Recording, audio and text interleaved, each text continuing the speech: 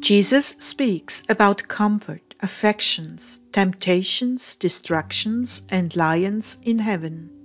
January 29th, 2016. Words from Jesus through Sister Claire, spoken by Jackie.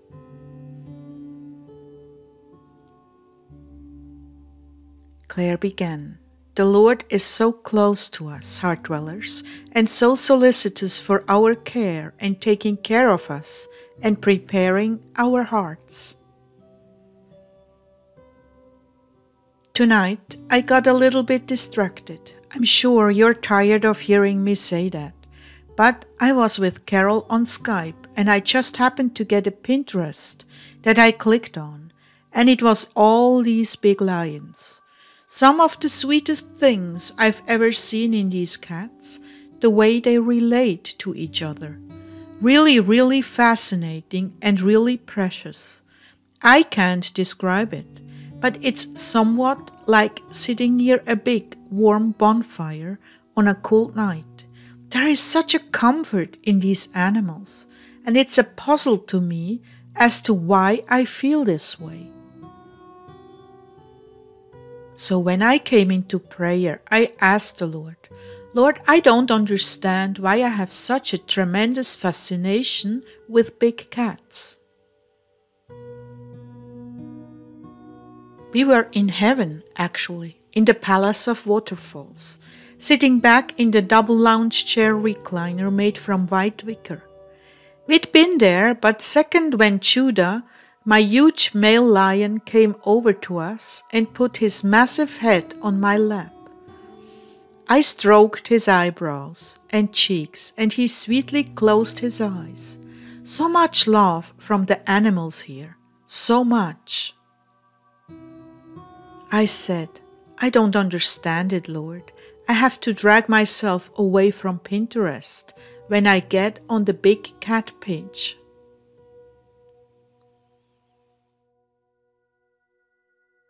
And then the Lord showed me a picture of myself when I was just a small child, maybe 3 or 4.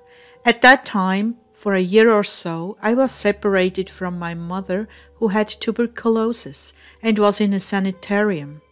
I was staying with an older couple and I remember being left alone in my crib a lot. I was very lonely.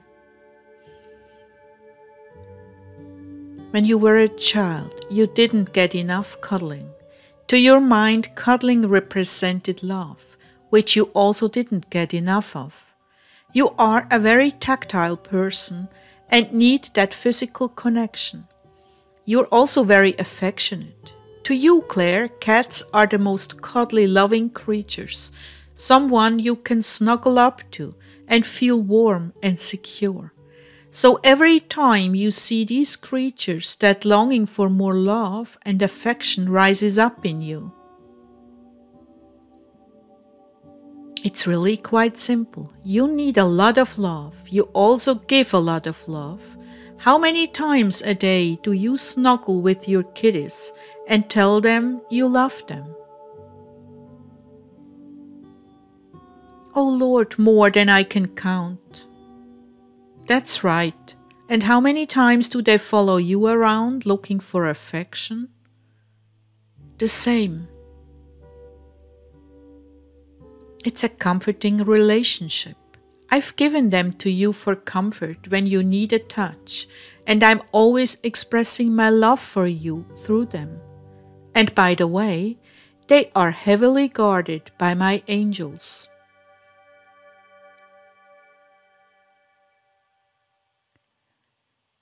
I certainly feel their love, Lord, and I feel your presence through them. It's wonderful and comforting.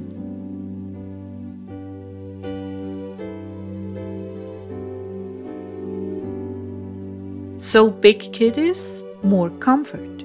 Plus, you have the same fascination with them that everyone has.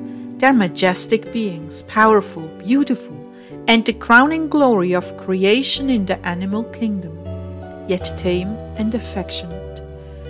They are magnificent creatures and have very close family relationships. That is one thing you were also deprived of as a child. To be accepted in a pride is like having real family.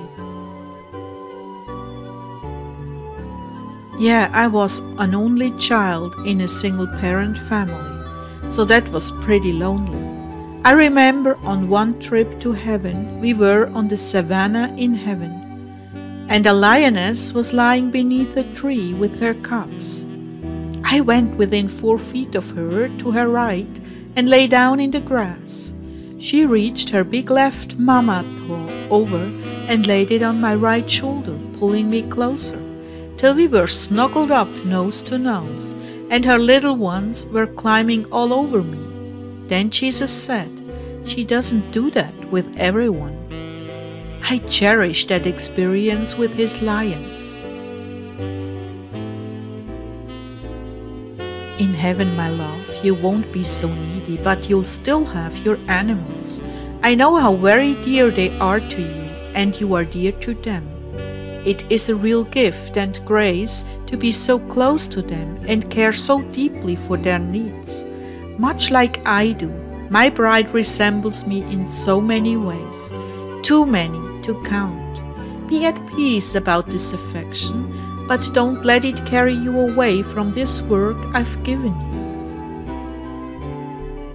Yes, I had to pry myself away from that Pinterest page. It was emotionally painful. You see, these are some of the enemy's tactics to tempt you to waste time. I know you are aware of that, and you said no to a compulsive involvement. Most people don't realize what the enemy is doing when they have a real fascination and affection for something, be it a hobby, animals, people, whatever. It brings them comfort to engage themselves with it. But there comes a time when it is no longer healthy, but rather an escape from reality.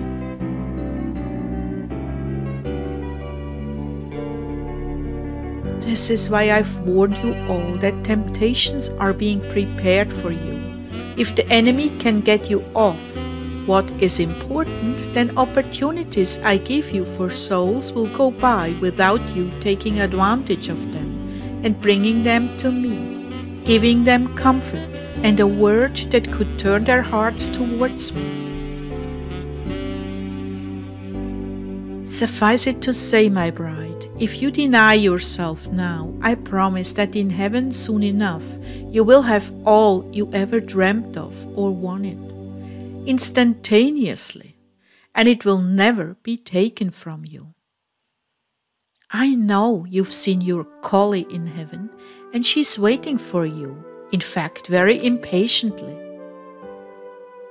Yes, I had seen her behind Jesus, to his right, barking and jumping from right to left, obviously excited to see me.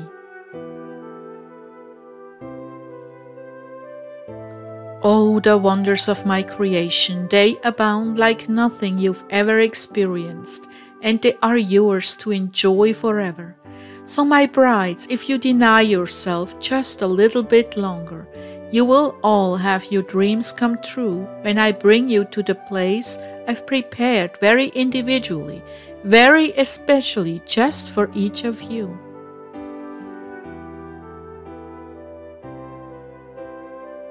Is it too much to ask of you to wait just a little while longer? Oh, that sacrifice is so pleasing to me. I'm not saying there will be no more comfort from creatures. I'm just advising you not to allow the enemy to use compulsion to distract you away from your missions. I have marvelous, heartwarming surprises laid up for all of you, and they are just as eager to see you as you are to see them.